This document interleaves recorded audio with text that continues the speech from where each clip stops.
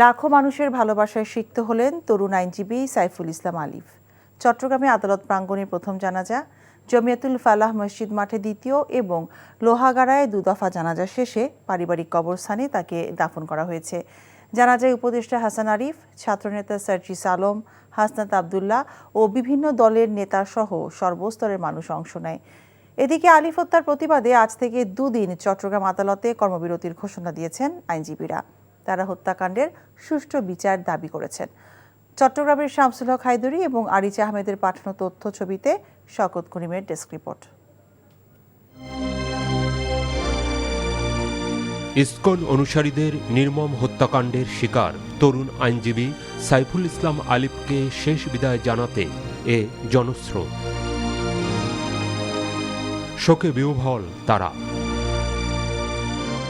লাখো মানুষের ঢল, জানা যায় কানায় কানায় পরিপূর্ণ জমিয়াতুল ফালাহ মসজিদ মাঠ। এতে অংশ নেন অন্তর্বর্তী সরকারের ভূমি উপদেষ্টা এফ হাসান আরিফ, বৈষম্যবিরোধী ছাত্র আন্দোলনের কেন্দ্রীয় নেতারা, জেলা জামায়াতের আমির শাহজাহান চৌধুরী সহ বিভিন্ন শ্রেণী পেশার মানুষ। চট্টগ্রাম আদালত প্রাঙ্গণে সাইফুল ইসলাম আলিফের প্রথম জানাজা অনুষ্ঠিত হয়। আমরা স্টিলের মতো শক্ত থাকবো, পাথরের মতো শক্ত থাকবো, যাতে আগামী যে কোনো প্রচেষ্টা এই বিপ্লবকে, এই গণঅভ্যুত্থানকে ব্যর্থ করার জন্য যেই করে থাকবো, যে অঙ্গনের উপরে থাকবো, সেগুলো আমরা প্রতিহত করব। যারা স্বাভাবিক আইনের স্বাভাবিক গতিকে বাধাগ্রস্ত করছে প্রত্যেকের বিরুদ্ধে মামলা হবে ইনশাল্লাহ।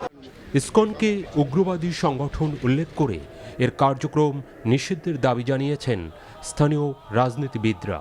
ইসকনকে তো ধর্মীয় হিন্দু বলেই গ্রেপ্তার করা হয় নাই, রাষ্ট্রদ্রোহী হিসাবে তাকে গ্রেপ্তার করা হয়েছে। যারা চিহ্নিত আছে তাদেরকে এই 48 ঘন্টার মধ্যে গ্রেপ্তার করতে হবে। আর ইসকনের অস্ত্রধারী তাদের যেই ক্যান্টনমেন্ট আছে, ঘেরাও করে অস্ত্রগুলো উদ্ধার করতে হবে। আর সন্ত্রাসীদেরকে কোনো অবস্থায় তারা ধর্মের পরিচয় দিতে পারবে না। এর আগে নিথর দেহ আনা হয় আদালত চত্বরে। প্রিয় আলিফের মরদেহ দেখতে ভিড় করেন দীর্ঘদিনের সহকর্মী, সহপাঠীরা। অনেকেই ভেঙে পড়েন কান্নায়। বুধবার বিকেলে লোহাগাড়ায় পৌঁছায় মরদেহ। নিজেদের সন্তানকে হারিয়ে আবেগ আপ্লুত গ্রামবাসী, স্বজনরা।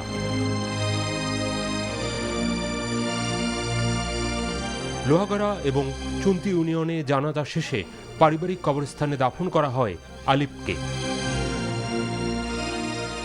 শহীদ আলিফ ভাইয়ের বাবা আমাদের সাথে রয়েছেন। ভারতীয় আধিপত্যবাদের বিরুদ্ধে যারা শহীদ হয়েছে তাদের যেভাবে মনে রাখা হয়েছে, আমরা এই শহীদ আলিফ ভাইকে রাষ্ট্রীয়ভাবে সেভাবে মনে রাখবো। ইসকনকে অবশ্যই নিষিদ্ধ করতে হবে। মঙ্গলবার চট্টগ্রাম আদালতের মূল ফটকের সামনে রঙ্গম সিনেমা হল সংলগ্ন এলাকায় ইসকনের সমর্থকরা কুপিয়ে হত্যা করে সাইফুল ইসলামকে। এ ঘটনায় আহত হন আরও 15 জন। শওকত করিম, এনটিভি নিউজ ডেস্ক।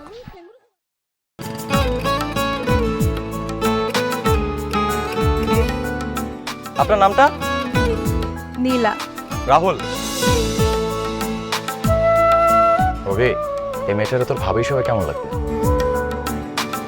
আপনাকে না বলছে আমাকে ফলো না করতে? ফলো কেন করতেছিলেন? আপনাকে দেখতে ইচ্ছে করে আমার, আপনার সাথে কথা বলতে ইচ্ছে করে। আমি কি করবো ঠিক বুঝতে পারছি না। ওরে বাবা, ওই মেয়ে, অথচ তারে তুমি চিনো না? হ্যাঁ, কি মায়ায় তাকাও তুমি, একটু দেখো চোখের খেয়াল, তোমায় দেখার তৃষ্ণা ভীষণ। ভালোবাসায় বুঝি দেনা পাওনা থাকে? অবশ্যই থাকে, ভালোবাসা সবকিছু থাকে।